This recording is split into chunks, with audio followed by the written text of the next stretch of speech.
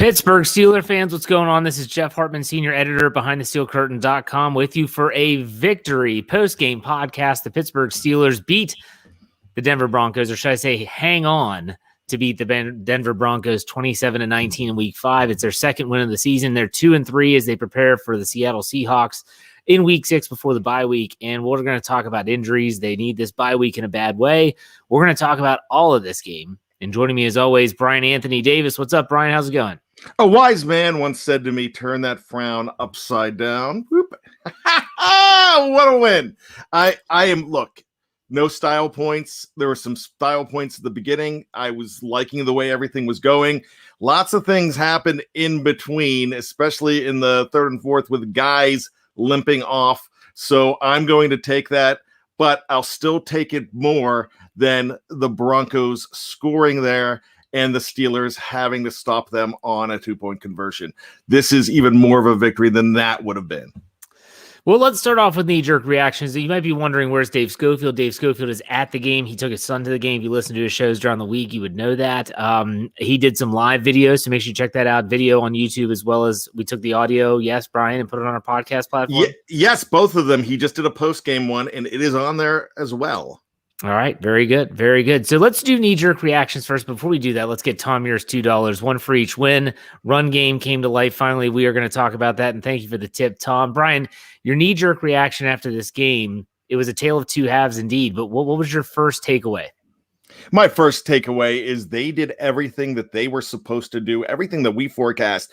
When people ask us, what do they need to do? They did everything that they need to do to win this game, and it happened. But the reason, and I just alluded to it earlier, that when those injuries set in, that's why they escaped. So I'm looking at this as the first part of the beginning of a, I don't want to call it a signature win, but I'm going to call it a get-right win, because if it wasn't for the injuries, this would have been a true get-right win where they would have won emphatically. No, you're right. And I think that this is a game where it all depends on how it ends. So like the ending, does it dictate how we view the game? And what I'm trying to say here is I think that the way that the game started offensively, you talk about another opening drive touchdown to Deontay Johnson. You're talking about Najee Harris going over 100 yards, being a truly dynamic back. The back we all knew we had, the Pittsburgh Steelers fan base had when they drafted him 24th overall this past year.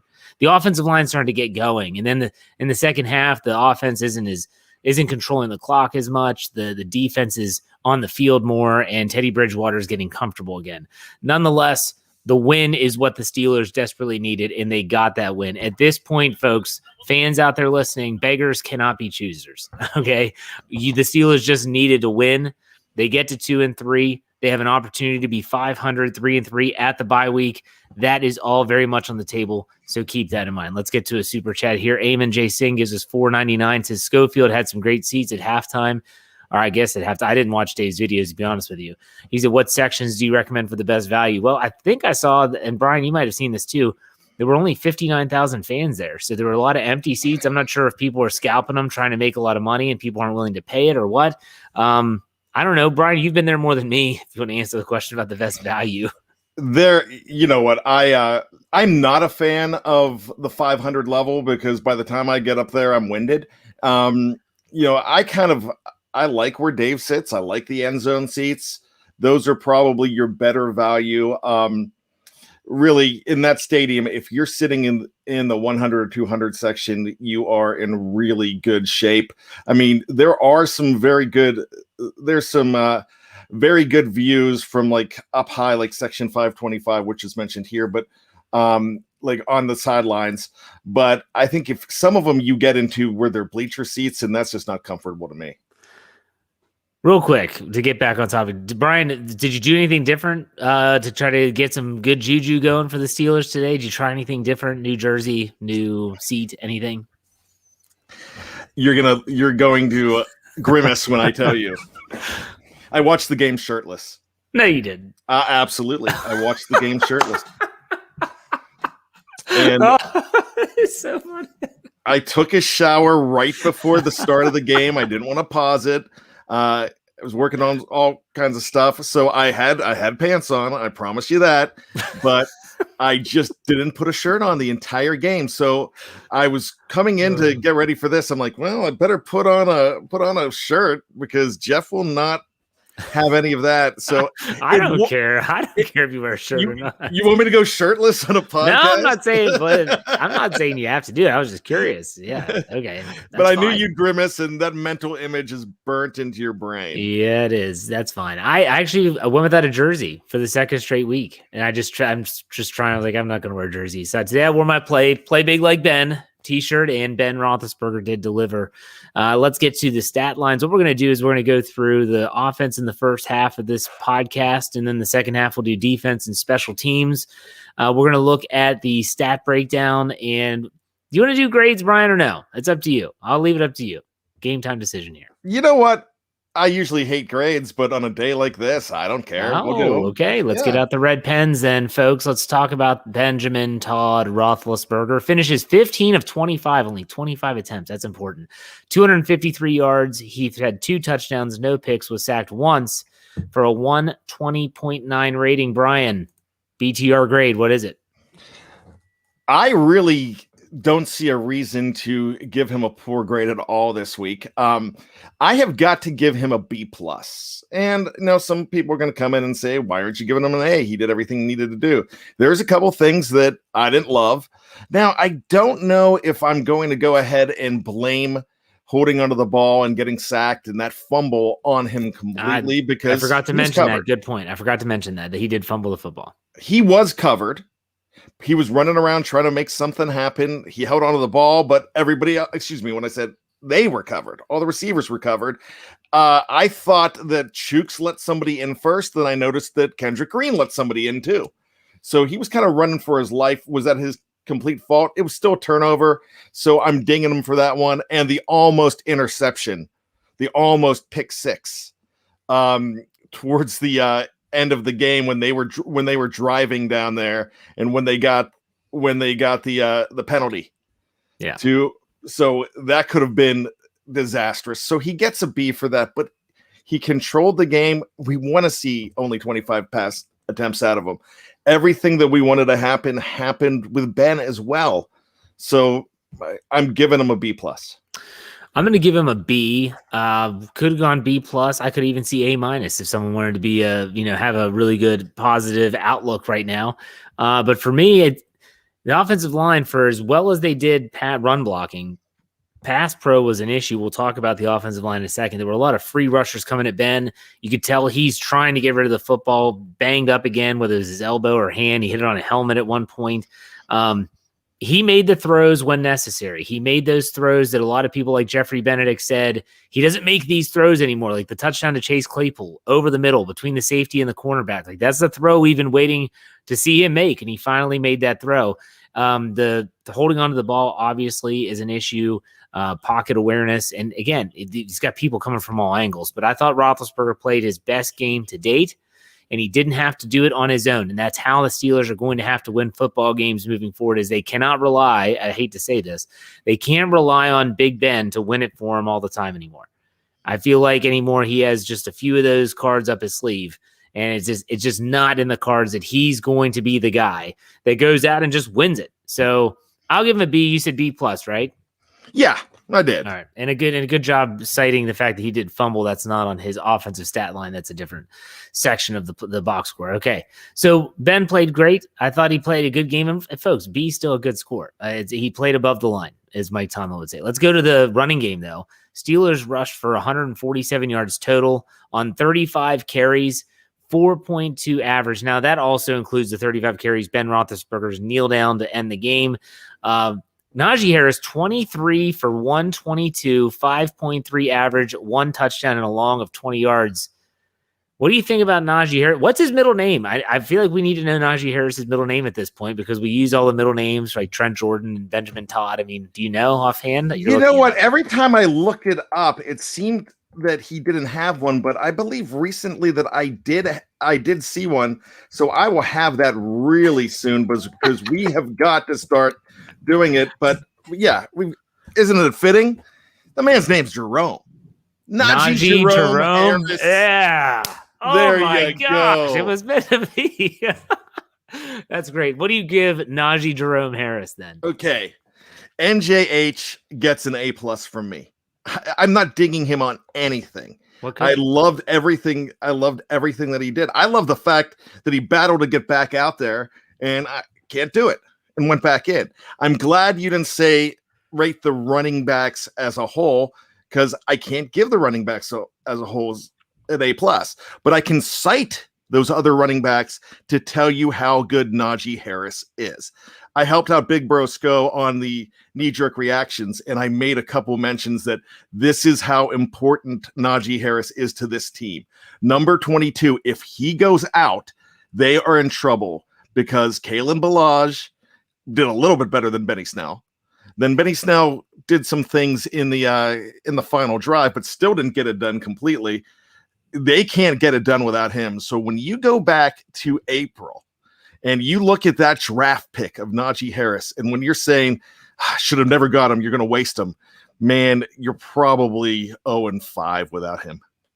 Yeah, I agree. And Najee Harris, by the way, for those that are concerned about his health, Mike Tomlin said after the game that was cramps. He was had a cramp in his calf. I guess it was significant enough, but he did not seem to make it sound like it was very serious. Obviously, anyone that knows the anatomy of the body, when they see the trainers working on that lower leg, you're talking about Achilles and stuff like that. There's a lot of things that can go wrong. Fingers crossed that remains the case. Tyler W gives us $5. Says, I have a feeling that the Steelers win a lot of games when Harris is over 100 yards rushing. Yeah, I would think so.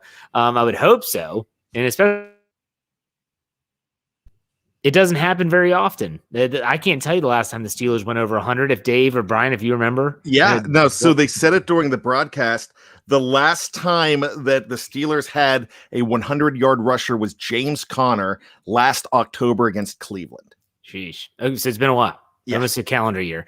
So when I think about this, I give Najee Harris an A. I could give him an A+. I mean, what else?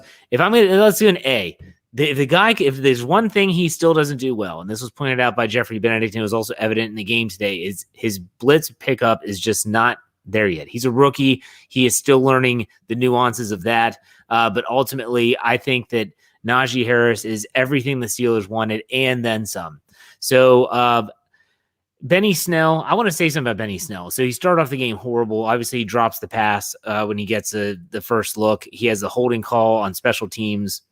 Just a bad look. I did think he finished better, but at the same time, you have to wonder what's going to happen when Anthony McFarland comes back.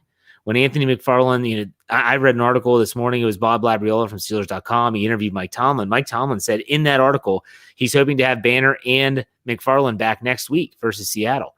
So if McFarland comes back, Brian, what do the Steelers do at running back, meaning who stays, who goes in terms of who's active and who's inactive? That's really interesting because I'm going to do a Dave answer here, what they should do and what they're going to do. They're going to keep Benny Snell Jr. and get rid of Kalen Ballage. I could see them doing that because when Najee wasn't in, it wasn't Kalen who they went to.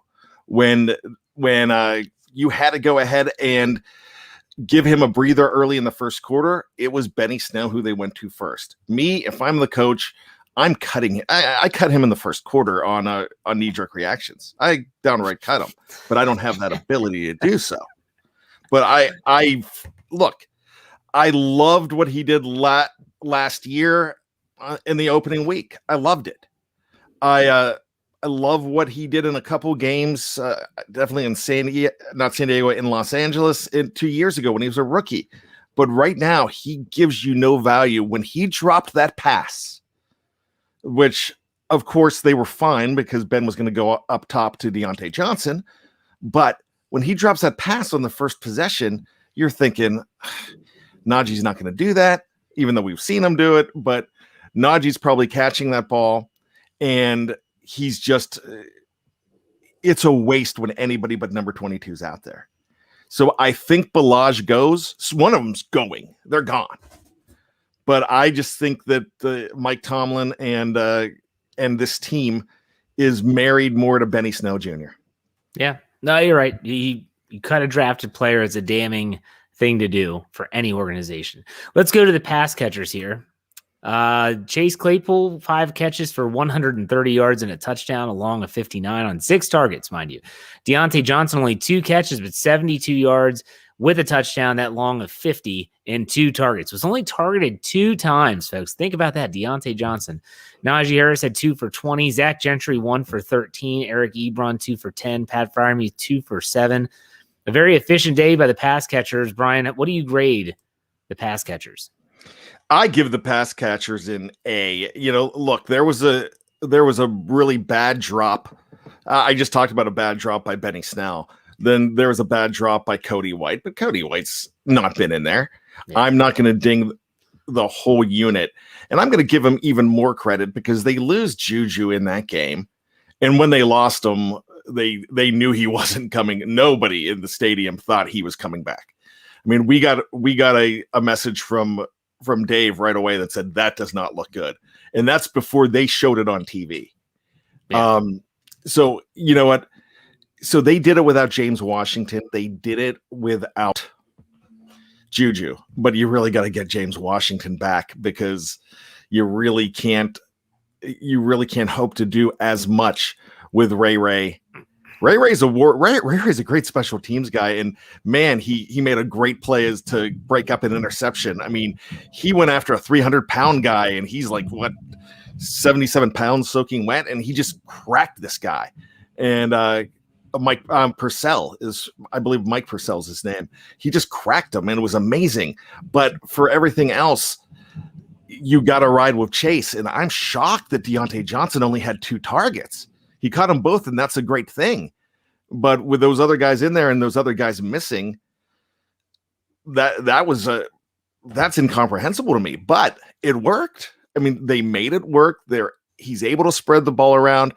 We're talking about another pass catcher. Let's just talk about the tight ends as a whole, because I know we just keep them in as pass catchers. Good effort by them today. Ben's finding the middle of the field. Gentry, I loved that play from Gentry. We got Mr. Third and Mr. Fifth into the game today, and with positive plays. And then Ebron had some catches, but Muth is becoming. He's not there yet, but he looks like he could be a Heath Miller type player, or I don't know if he's quite a Travis Kelce type guy, but he looks like he is that guy that you're going to be saying Muth for years, Jeff. Yeah. So let me throw this out there. So what if Juju Smith-Schuster's hurt? I give the pass catchers, by the way, I give them an A. I thought they had a good game. And let's just say, what if this is a case of addition by subtraction? And it has nothing to do with Juju Smith-Schuster specifically, but the fact of you have less wide receiver options. You're allowed to use Chase Claypool in his more natural position, out wide, using him more often. Deontay Johnson's the guy that moves around. And now all of a sudden the tight ends have to be used more. They want to run the ball. They want to have those extra tight ends on the offensive line. They use more bunch formations in this game that we've seen in a long time. I feel like the Steelers offense without Juju will be fine, but I agree with you. Like you said, you got to get James Washington back just for more than anything than depth. You'd rather have Washington running routes more than Ray McCloud. All right, I want to bring in our third wheel of the tricycle here. I feel like it's a celebrity. I mean, my gosh, if you all listen to what Ian's talking about, which is, I think it's the best show on our network by far. This is one of the two. Let's bring Greg Benevit in. Greg, what's going on? Oh, thank you. Hey guys, what's going on is somehow my entire network went down at every single location and device I was on. I didn't even remember I had this laptop underneath my bed. That's awesome.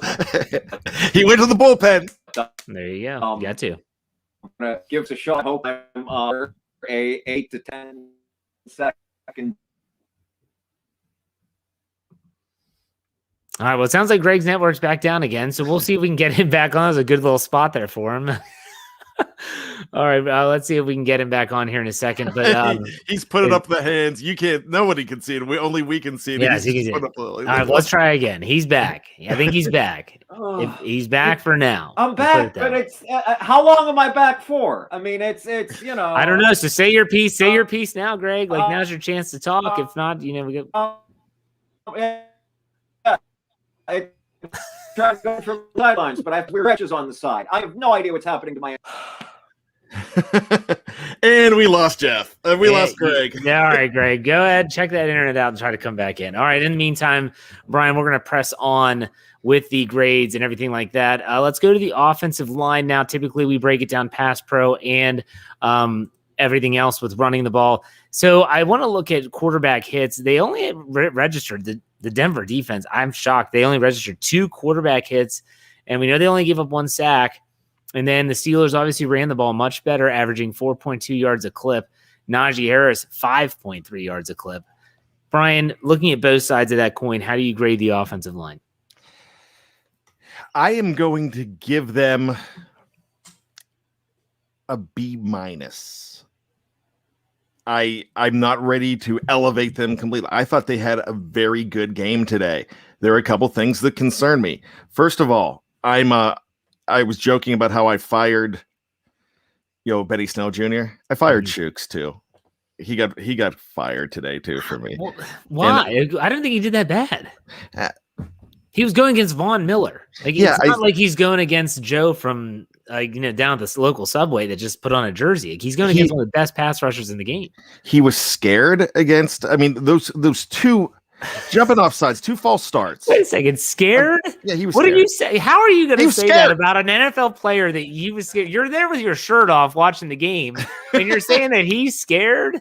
Like, come on, Bryan. Like, how are you going to say that's? And he also helped give up the fumble. He helped. I mean, he got beat. You're a Chooks hater, and there's a lot of people out there that are. And I honestly don't know. Like, Chooks, would you want to try to get as quick of a jump as possible against Von Miller? I would have peed my pants in pregame. You're calling him scared. Yeah, but I just look. I want Joe Haig. Ultimately want Zach Banner. Geez. But I don't think. I mean, it's another. You said something about Benny Snell Jr. And I hate this thing that. Why can't you admit that? All right, the guy we drafted didn't work, and put somebody else in. Yeah, okay. Go ahead. He should have been Wally pipped, and after last week, he really should have, because I thought Joe Haig had a better showing last week than Chooks had in 4 games. Hey, honestly, you want to talk about we got to look for the future? Don't play Joe Haig so you get another comp pick. Okay. I get that, but I think Chooks and Joe Haig to me are, if you're talking about it's A and B, whether it's 1, 2, 3, 4, whatever. I don't feel like there's a huge line of demarcation between the two. They're very similar style players. One has a glaring weakness in pass pro. One has a glaring weakness in run blocking. Run blocking being Chooks, pass protection being Haig. I thought that, honestly, Chooks Okorafor played maybe his best game today. And yes, he did have a false start. And yes, he did get beat. 2 false starts. But 2 false starts. Still, again, who is he going against? And they put him on an island more than once, if you watched. Because I was watching him because it looked like he was jumping more than that. And they didn't call it. But so were the Broncos right tackle, and they weren't calling that either. So they were letting them both get away with some stuff in terms of moving early, getting a good set. Von Miller, let me look at his stat line if you want to do that. Von Miller, he had 2 tackles total and no quarterback hits, no sacks. But Chooks was scared. All right. You know what? I'll tell you this. If Dave was on here, Dave's an offensive lineman, he would be having me for lunch too. So I get it. I definitely get that. So I'm going to admit it. I'm a Chooks hater. I just don't. And that's fine. And that's fine.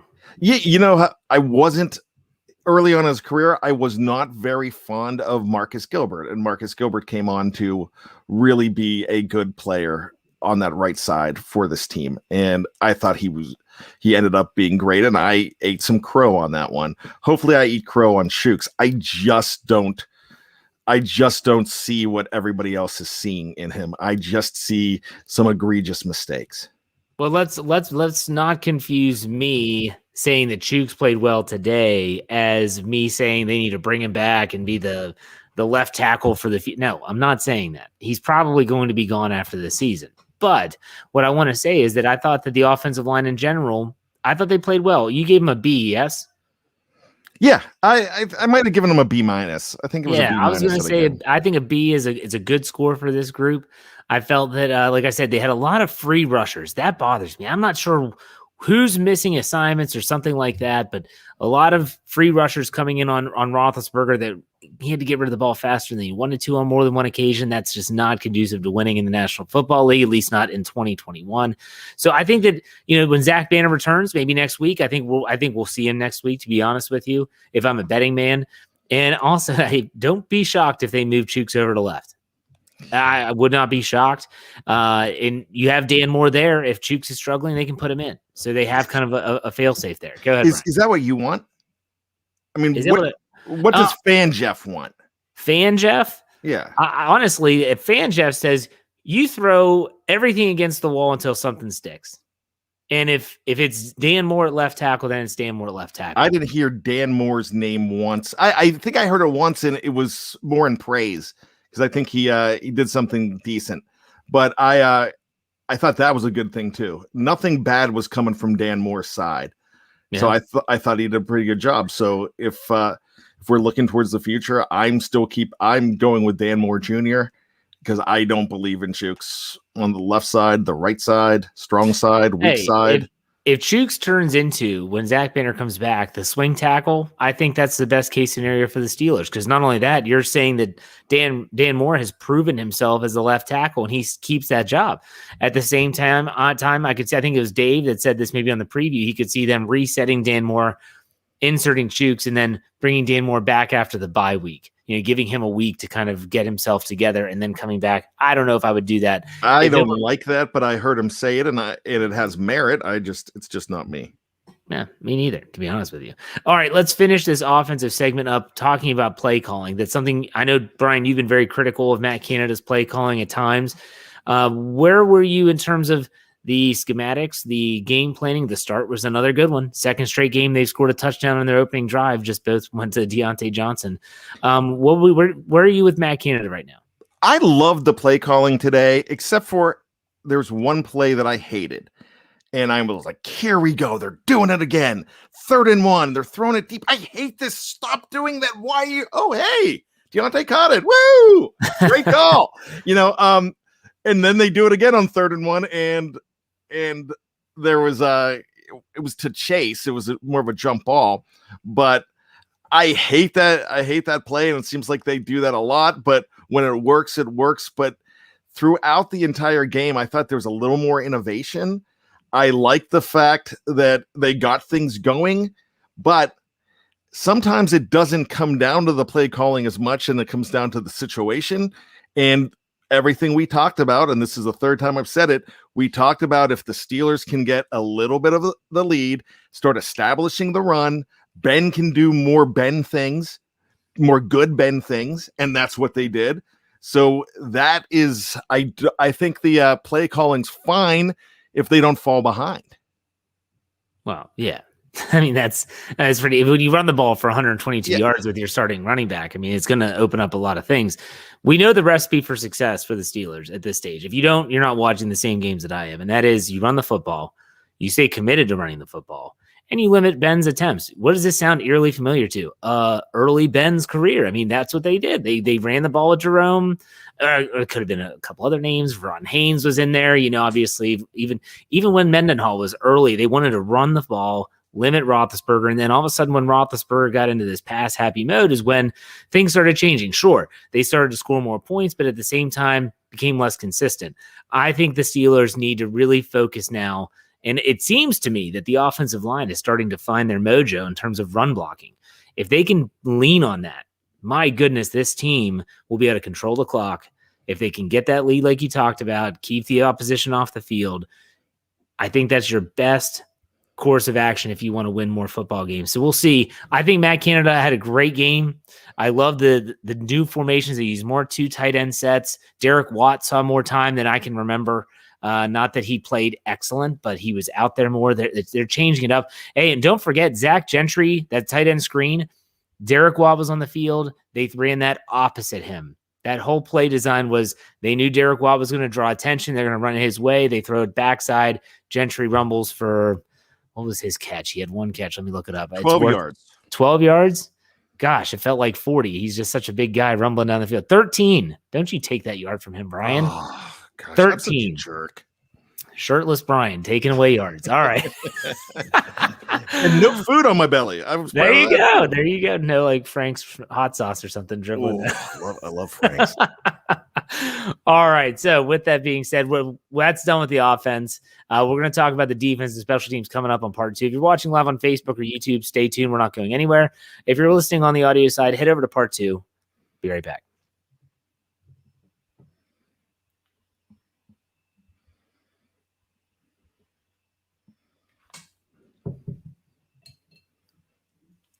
All right, Pittsburgh Steelers fans, welcome back to part 2 of the Steelers Post-Game Podcast. I'm Jeff Hartman, senior editor of BehindTheSteelCurtain.com. Joining me, as always, Bryan Anthony Davis. Dave, we'll say he's on assignment. He's at the game. He's on his way back. He's probably across the river and in his car and heading on back to Maryland. So the Steelers win. If you happen to just stumble upon part 2, you didn't know part 1, we talked about the offense, so make sure you go back and check that out. Bryan, let's do a knee jerk with the defense here. When you think about this game, you think about the defense. They surrender 17 total points, but it just had a weird dynamic to it. What are your thoughts?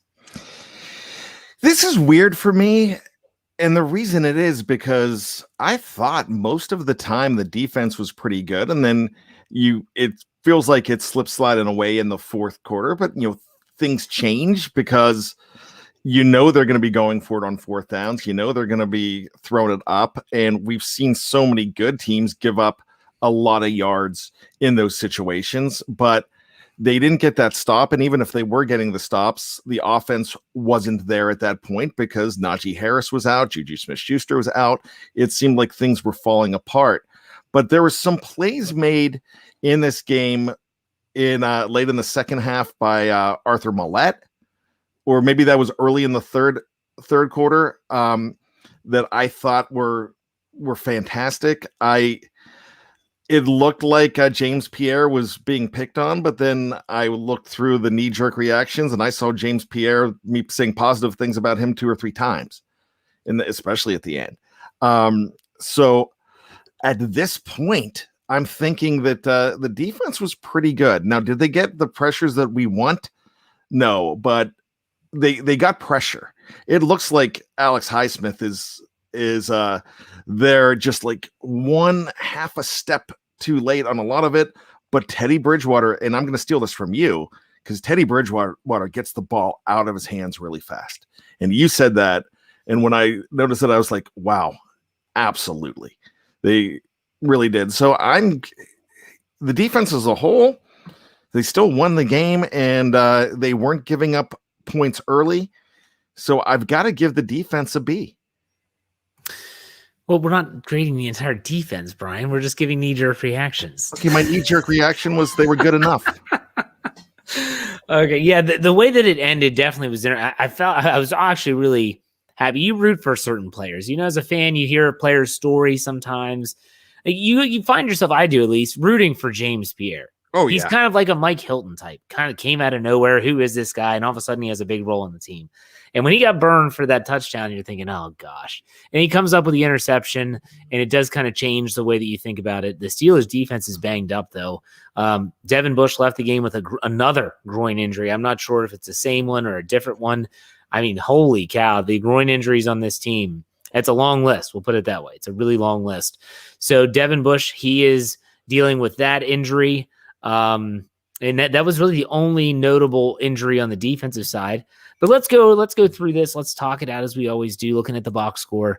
So the Pittsburgh Steelers do surrender 17 points. Let's talk about the secondary and the pass defense first. Teddy Bridgewater finished 24 of 38 for 288 yards, 2 touchdowns, 1 pick, that being the game-clinching interception by Pierre. He was sacked 2 times with a rating of 92.9.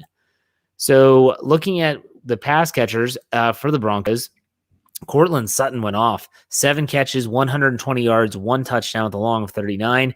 Tim Patrick, whoever that guy is, 7 for 89. Kendall Hinton, 2 for 25. I'm looking at this list like, who are these guys? Yeah, do you know who Kendall Hinton is? No, I know now, but I didn't know him before this game. But do you remember last year when I guess they were making all the COVID decisions on let's go ahead and postpone this game. If it's a Steeler game, let's postpone it. But wait, the Broncos don't have any quarterbacks. They still have to play the New Orleans Saints. So they brought him off of the practice squad, and he was a wide receiver on the practice squad, and he played quarterback for the Broncos. Oh, so he was the guy that played at Wake Forest? He was a quarterback at Wake and they threw him in there. Just good luck. Yeah, and he almost killed the Steelers. But he stuck around. Good yeah, if I'm a Bronco fan, he's my James Pierre. I'm rooting for this guy. Yeah, there you go. And so there you have it. You had a couple. Noah Fant only having 3 catches for 20 yards is very notable. But let's talk about the pass defense. Brian, graded out. What do you think? I am giving the pass defense a B+. And look, you can take those stats and you could just rip them up, because what they did to Teddy Bridgewater the first 2.5 to 3 quarters of that game, they shut him down. They really did. He came alive towards the end of the third, fourth quarter. He did, but you're playing prevent at that point. You know he's going to pass, and I just went off on it maybe 5 minutes ago. He's going to get those. He's going to get those yards. So to me, that's what I call garbage. That's a garbage yards. And I'm getting crucified here. No way, too high, C-.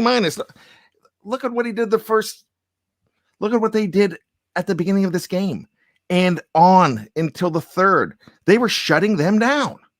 Yeah. So, look at the stats all you want and look how things look to be falling apart. But look at what Ben Roethlisberger has done in the last couple of weeks when they're down, and he hardly had any yards early on. And we're saying, okay, he was garbage because all the yards that he got later on was they let him throw because he wasn't going to come back. That's kind of what happened today. Well, I'm going to give him a C. I'm going to tell you why, and it's because for the fourth straight game, I can't even think how many. Oh, no, they didn't get one over the top against Green Bay, but at least we know against Las Vegas they did, against Cincinnati they did.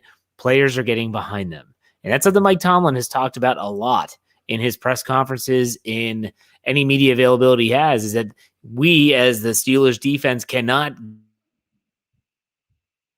let me rephrase that. The Steelers defense cannot allow offensive players behind them. And it happened again today with Cortland Sutton. I don't care if it's James Pierre, Justin Lane, Joe Hayden, Cam Sutton, Trey Norwood, Arthur Millette. I don't care. When you're in the prevent defense, you give up the underneath. You let them take that time. As fast as they went down the field, here's what really disturbs me about the pass defense. The Steelers' offense controlled and dominated the first half. Yeah, the defense did their job, but my gosh, look at the time of possession in the first half, and you understand they should have been fresh. In the second half, a lot of things changed. I felt like the Steelers, and maybe this is more damning of the coaching staff than it is the players. The Steelers' system never changed. It's just kind of like they went into halftime and said, let's just keep doing what we're doing, thinking the Broncos weren't going to adjust. The Steelers were a little slow to adjust, in my opinion. But the Steelers' pass defense, I'm not going to be happy until they stop allowing the big play. That big play that lets a team right back in or extends the lead, like Henry Ruggs is against the Raiders. That was the game clinching play. Or Jamar Chase against the Bengals. That was like the game clinching play. And this was the touchdown to Sutton that let them right back in.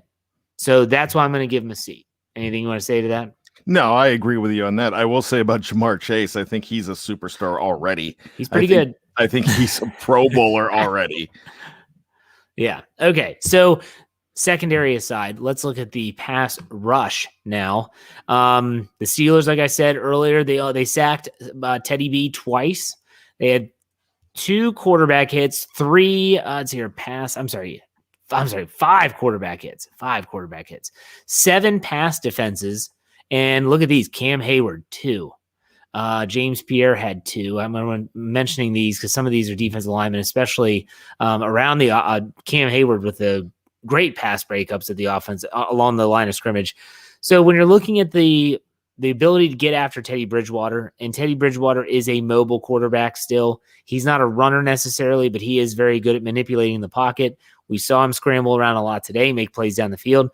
What were your thoughts on the pass rush? The 2 sacks that they did get that were actually registered were, I know Devin Bush and Henry Mondeau. That's right. Henry Mondeau actually came up with one. Grade the pass rush, Brian. I give the pass rush an A.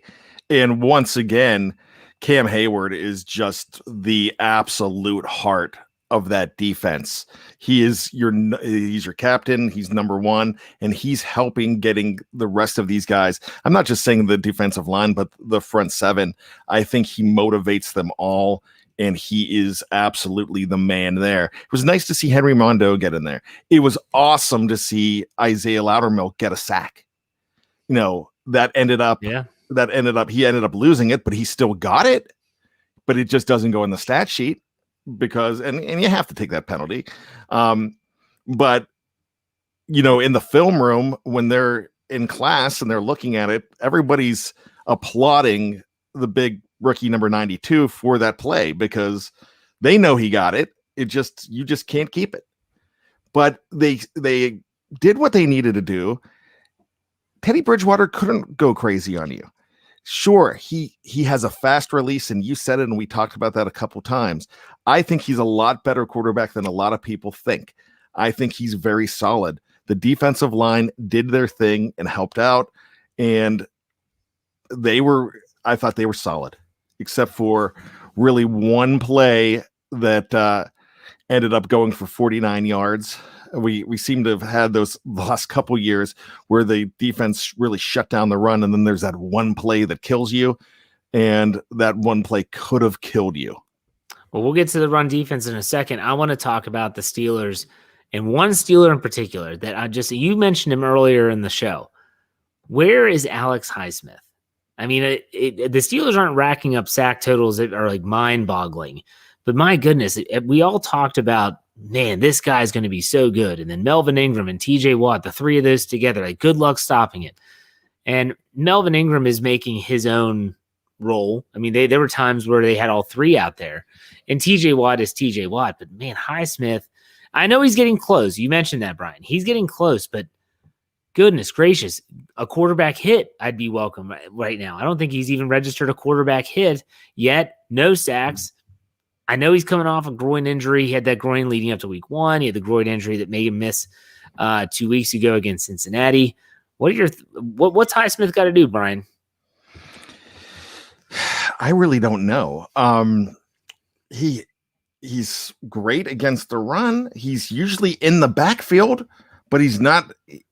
And it seems like he's had a couple sacks that this year that have been waved off because of holding penalty. He would have gotten, but because of the holding penalties, he was not able to get. It just seems like he is just that half a step too late, and I don't know why he's not getting to them.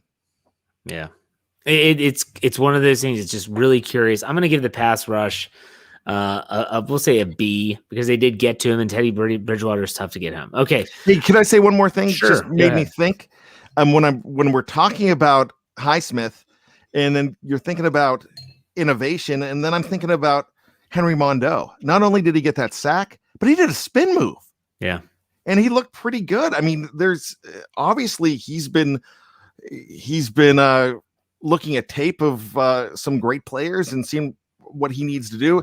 Maybe he needs a tool in his repertoire, because what I saw Mondeau do, I was like, wow. Highsmith has a spin move. It's one of the best that the Steelers have seen in a while. And I don't know if he's just not using it. Maybe that's something that our Jeffrey Benedict could look at and say, like, what is going on? Maybe they're asking him to do different things. That is a possibility too. Maybe they're asking him to, I don't know. That there are situations where your job is to rush the passer. He's just not getting there. Let's talk about the run defense now. Last week, they gave up over 130 yards to the Green Bay Packers. Here in week 5, they give up 106. Javonte Williams, boy, I love that kid coming out of UNC. He looked great in a Steeler uniform. He had 8 carries for 61 yards, 7.6 average. That's a little inflated because that 49-yard run that you mentioned, Melvin Gordon had 9 for 34. And then Teddy Bridgewater had 1 run for 11 yards. They averaged 5.9 per carry. You might look at that and say, gosh, that number looks bad. But again, 49-yard run, tip of the cap to James Pierre. for chasing Williams down. That was the sequence. It was very odd. Williams goes down inside the 5, spikes the ball into the end zone, gets flagged for delay of game. Devin Bush sack, and next thing you know, they're kicking a field goal instead of scoring a potential touchdown. Grade the rush defense, Brian. There you go. Nailed it. I'm going to give them a pretty solid grade. So I'm going to give them an A- because you can't. I mean, you said this before. We've talked about, remember Miles Sanders in week 5 last year, they shut him down. If it wasn't for that 77 or whatever that was last year, I mean, they would have been amazing. Yeah, I get that, but it still happens. And that's a huge thing. The Broncos got Steelered there because the Steelers usually, that's what happens to the Steelers usually. They get down to the 1 yard line, and next thing you know, you do something stupid, and then you take a sack and you're kicking a field goal. So I'm laughing because somebody thinks they would have passed high school if it wasn't if I was their teacher. But are you wearing a shirt during class? Like that's. Yeah, I mean, virtual meetings. I still have to do virtual meetings. Sometimes there's not pants, but there's always a shirt. So really what I'm saying here is not only that 49-yarder, but I'm going to excuse Javonte Williams' really 2 very good runs in the fourth quarter because they were playing the pass. And he was racking up a couple. I think he racked up a couple really nice runs towards the tail end of that game. But when it comes down to it, they kind of shut them down. Melvin Ingram, I mix those guys up all the time. Melvin Gordon is a guy that that in the past would have shredded this team. And Javonte Williams, we all talked about how towards the end there, we were like, all right, if you can find a way to get him in the second round, that's going to be a gift. We're like, yeah, he's not going to last to the second round, except for our mock drafts that just happened to allow it to happen, but it really wasn't anywhere else. No. Or if you make 17 trades and then you could end up getting him. The Matty Peveril approach. Yeah. So, he'll fight that one too. So yeah, I thought that the run defense was pretty good. I thought it was solid, Jeff. And so there, I'm going to go ahead and what did I give him, an A- or a B+? He's an A-, I think. Okay. I'm actually going to give him a B, just a straight up B. You give up over 100 yards, and my goodness, I said it about the secondary. I'll say it about the run game as well. These plays, they have these chunk plays that are constantly popping up. Mike Tomlin calls them popcorn. You can call them whatever you want. Good defenses, elite defenses, limit those to maybe once in a while. The Steelers seem to be doing it at least once a game. In this game, the Cortland Sutton touchdown, you talk about the Javonte Williams run, although it didn't equate to a touchdown. Those are tough plays to overcome, and the Steelers were lucky to do that today. So I'm going to give them a B. So let's talk about, we do this with Matt Canada. Let's talk about it with Keith Butler. The overall approach from the defense. They still didn't blitz a lot. You got to remember they are hamstrung. That's horrible tongue in cheek. But ultimately I'm looking at this defense. It's banged up. There's still no Stephon Tuitt. No Tyson Alualu. Devin Bush leaves the game with injury. They're still banged up. Cam Sutton was not in the lineup today. What do you think about Keith Butler's approach so far? And you liked it? You think they could be more aggressive? They definitely had some fire at the beginning of this game. What do you think? I thought they had fire. You just confirmed it. I thought it was aggressive enough because it really felt like they were pitching a shutout. And you got to remember, three of those early 6 points, they were given up by that could have been so much more. They had it, at the 30-some yard line when Ben fumbled that ball. Yeah. They had it in very good territory. So, I really thought that the approach was good, and they knew what they were getting into with Teddy Bridgewater. But did they? Who were they practicing for this week? conventional wisdom kind of says that it should have been Drew Lock all week, because 9 times out of 10, a man has a concussion on Sunday. Not very often do they clear that protocol right away. Maybe it wasn't that severe. I don't know, but who were they doing a generic plan based on what would work for whoever it was going to be? But I thought it worked. Yeah. No, it's definitely, and people, again, some of the things you say on this show, the live chat just takes and runs with. I'm never saying they didn't blitz, but they're not blitzing as much as they did. I remember in 2019, I think they blitzed more than any team in the NFL. The Steelers are definitely relying on their front to try and get pressure, and that's the right thing to do, especially when you're without Cam Sutton. And Mike Tomlin said in his post-game press conference that they're trying to spread that out, spread Cam Sutton's responsibilities out among several players and not try to put that all on one person's shoulders. So that's tough. He's a very versatile player. They do a lot with Cam Sutton. So, okay, let's finish this up with the special teams. Chris Boswell was perfect in every aspect. He did make a 51-yarder, which eventually turned into, his long was 48, so it was inside of that. So even 2 for 2. He's also 3 for 3 extra points. Presley Harvin, he averaged 59.5 yards, a punt with a long of 63. Here's the key with Big Press. He only had to punt the ball twice. In the entire game, only 2 punts. So good job for the Steelers offense. Grading the special teams, Brian, what'd you think? So he averaged 59. So he had a 63 and a 54? Is that what he had? I don't know. I'm doing math in my head. Dave's not here. Yeah.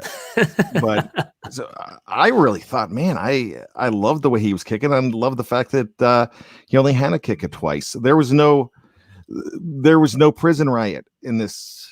I saw that. Shanking. No shanking. It's all fun and games, so you get shanked. Anyways, what I'm saying here is they did everything they needed to do on special teams. They're not getting the returns that they need. Did they give up anything huge? One, it looked like they were going to give something to my man crush, which is Deontay Spencer, who I would trade straight out. I would trade Ray straight out for Deontay and give up a number 1 draft pick. That's how much I love this guy. Either you're frozen or that joke just did not land. And you weren't frozen, so it did not land. You know what? Danny Smith Jr., I like what he did last week, and 2 weeks in a row, I've got to take the hat off for him. Nice. Good job for that unit. So I will give them an A. For me, I look at, and I said this on Twitter, when the Steelers went 3-9, I said they need a big punt. They need a big punt. Like, this is the time. You have all that field. This is when you have big press, big leg, whatever you want to call him. What with a Big Hero 6? I've seen a bunch of different names. It's funny.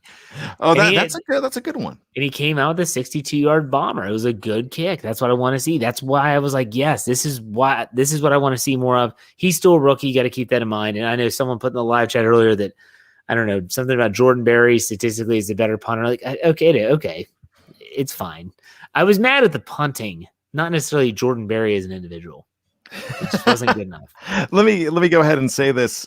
You know how I wanted to call him Elvis before? Yes. Because his last name is Presley. He's a big dude. But now, could we call him Billy Joel? Because obviously he's the piano man. He's very skilled as a piano player. Yeah, I heard that too on the game. I did not know that. So how about that? But no, we're not calling him that, though. I am. Okay, I do want to update the injuries. A lot of people in the live chat have been asking about the injuries. This is per Mike Tomlin after the game. He said that Devin Bush left with a groin injury, which we mentioned. Juju Smith-Schuster, we did not mention him. He left with an obvious shoulder injury, but he also prefaced that Juju went to the hospital. So that tells me that this isn't like he dislocated his shoulder. Like, this could be a serious injury. And you feel for someone like Juju Smith-Schuster, who was not having a good season and definitely was, the thing about last week against Green Bay, those opportunities missed. And he's going to be a free agent at the end of this season. And, people can say what they want about the individuals, but he's playing for his next contract. If he has another big injury, that's tough. And also Najee Harris, obviously was left out of the game. Cramps. That's what Mike Tomlin said. He was dealing with some cramps. Other than that, Mike Tomlin labeled it bumps and bruises associated with play. So take that with a gigantic grain of salt. So the injuries continue to pile up for the Steelers, but some were asking about it, so I figured I'd do it that way. Okay, Brian, final thoughts here before we call it a show. This is what you wanted, my friends. And for all of you that wanted them to lose, so you can get Malik Willis or get another quarterback or look towards the future. That's not how these guys play the game. These guys play the game because they want to win. I thought everything that they needed to do was done. I thought they put together a pretty good game plan for a Denver team that was 3-1, and you can put an asterisk next to the 3-1 because of the 0-9 that we brought up a lot this week, and ultimately the 5-11. But Denver had some players on that team, and they had a very good defense coming in. I mean, all phases of the game, all 4 phases of the defense, they were a top 10 defense. And Pittsburgh found a way to score. I think they woke up Chase Claypool, like you said, and Deontay Johnson's another guy that they look like 2 superstars in this game. I don't know if it's the fact that Chase loves playing against Denver, because last year he looked amazing against Denver at home too. But I think something has been awoken in this team, and that 1-3 start can awake you, because they're not ready to pack it in. A lot of us were ready to pack it in. And Sean Manahan says 14-3 is still in play. Yeah, it's still in play, but that's probably out of reach, but you never know what could happen. We saw this in 2002. We definitely saw this in 1976, where they can go ahead and string some games together. And you never root for a player to get injured, but when Russell Wilson went down the other day and you find out he's out 4 to 6 weeks, that makes you think that the Steelers can be a favorite against Seattle at home in prime time, but you just can't. The mark of this team is going to be how they approach it, and not think that, okay, we got the win and now we're fine. Everything's back to good. We can look past Seattle to Cleveland in 2 weeks after the bye. You don't want to do that. So I think this was the big step. It could be defined as a get-right game. We might not define it as a get-right game. I am. Personally, I'm saying this was the one that gets you feeling that it is back to good and that this season is salvageable, Jeff. Let me ask you a question, Brian. Yes. Have you ever said out loud or even thought to yourself, I kind of hope the Steelers lose so that they get a better draft position? Absolutely not. Good. I do it with the Pirates. Well, and that doesn't even work. I mean, in baseball, so 10 years down the road, the player can finally get to the major league. Yeah, and end up with the Yankees. That's the only time I've ever done it. I do it with the Pirates. I did it all year with the Pirates, and it still felt weird doing it. It's just, no, I've never done that, but I've seen people do that a lot. No, I'm not saying that that's what my final thought is. Like, for people that say, oh, the Steelers, if they could just lose out, that would be the best. What? I'm sorry, I can't get on board with that. Like, we can't be Steeler friends if that's the case, because I can't do that. Not only do I cover the team, and we all cover the team in one way, shape, or form, but my goodness, like, I'm still a fan. We are all still fans. That's one of the things that we pride ourselves on, is that we're not some of these holier than thou beat writers that believe that they are not, they can't talk with fans or anything like that. We're different here. And we are all going to be covering this team no matter what. And we hope that you all keep a positive outlook, because the 2-3, maybe 3-3 before the bye. We'll talk about the upcoming Seattle game, but my gosh, keep the faith, folks. Hope the Steelers win. Again, you can have your own opinions. That's what's great about us being individuals, but ultimately I can't get on board with, I hope the Steelers lose ever. I'm just too optimistic. Okay. Occam's Ox gives us $4.99. Says, have some money for the win, boys. Nice to get a win in the Berg. Absolutely. Yes. Thank you for the tip. We appreciate it. And that does it for us. That's another wrap. A Steelers win. They're 2-3. Maybe this is the start of a winning streak. We'll see. We'll be back next week for another Pittsburgh Steelers post-game podcast. Make sure you check us out at BehindTheSteelCurtain.com, wherever you get your podcasts, search Steelers or Behind the Steel Curtain. Subscribe, follow, so that you don't miss a thing. Steelers win. It's a good week.